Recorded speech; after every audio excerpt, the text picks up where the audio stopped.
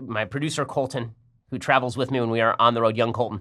We were on the road and we did an event in Detroit, a great event, and we're with our security detail also. Now, it's both tragic that I have to have a security detail in order to go around giving speeches, but it's also fun in the sense that I really like the guys on my security detail. They're all ex-military and they're a blast and they're really a kick.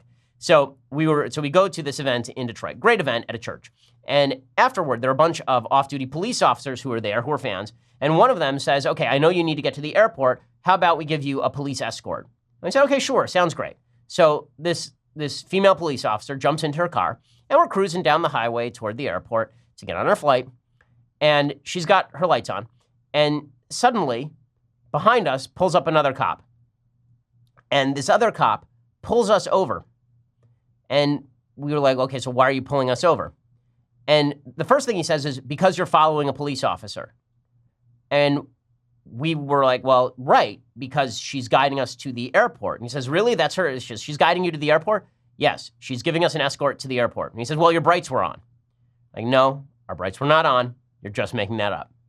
And then, because all the guys in my security detail are ex-military, one of them starts to get out of the car to talk to the police officer. And the police officer is getting real uptight now. No, get back in the car, get back in the car. I'm like, God, I'm gonna get shot on the side of the freeway by a cop with a stick up his butt. And here's the part that's amazing. This is the best part. So the police officer who was guiding us there has now pulled over on the side of the freeway as well. And so we say to this police officer, why don't you go and ask the person in that car? And he says, well, I don't know, that's a police officer. And we say, well, that's a police car.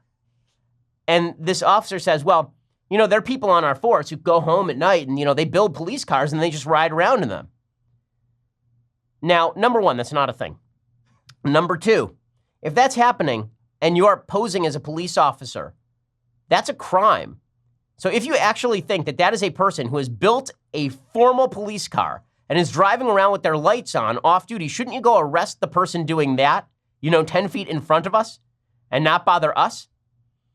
Eventually, this police officer goes and actually asks the other police officer what's going on. She says, yes, I'm a police officer. I'm guiding these people. And the guy kind of gives us a stern shake of his head and gets into his car and then drives away.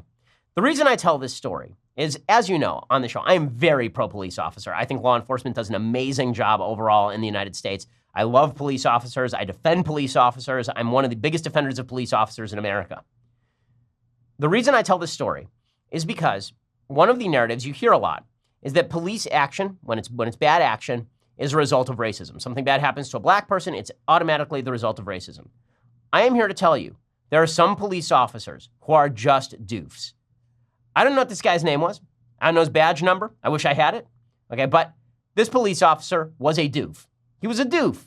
And it is important to recognize that in every profession, there are doofs. So when something bad happens, instead of immediately leaping to the conclusion that it must be systemic racism because police officers hate black folks, instead, we might want to think about the possibility that the police officer is just a doof. The kind of doof who would pull you over for following another police officer. I mean, frankly, if you thought the police officer in front of us was not a police officer and was a civilian impersonating a police officer, he should have given us a medal for making a citizen's arrest against somebody who's impersonating a police officer.